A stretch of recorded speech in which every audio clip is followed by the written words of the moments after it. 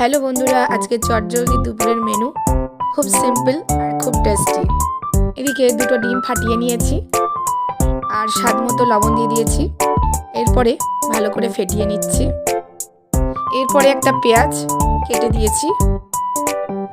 এরপরে ভালোভাবে এটা ফাটিয়ে নেব। এরপরে ছোটো ছোটো করে দিয়ে দেবো কেটে শুকনো লঙ্কা, কাঁচা লঙ্কাও ব্যবহার করতে পারেন আপনারা। এবার এটা ভালোভাবে ফেটিয়ে নেব যাতে সব কিছু একসাথে মিক্সড হয়ে যায়।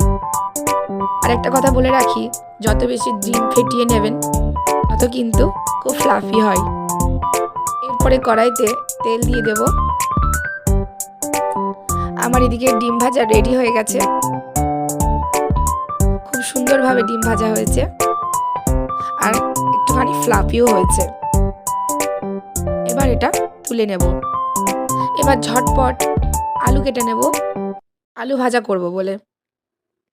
আলুর গায়ে মাটি লেগে থাকে, নতুন আলু, তাই ভালোভাবে ধুয়ে নিয়েছি।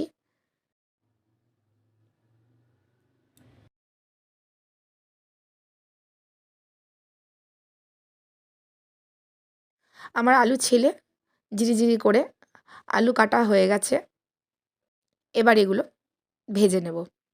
কড়াইতে তেল দিয়ে দিয়েছি আর জিরে ফোড়ন দিয়ে দিয়েছি।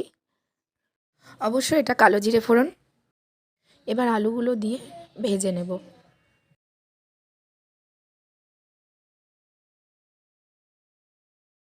আমার আলু ভাজা হয়ে গেছে।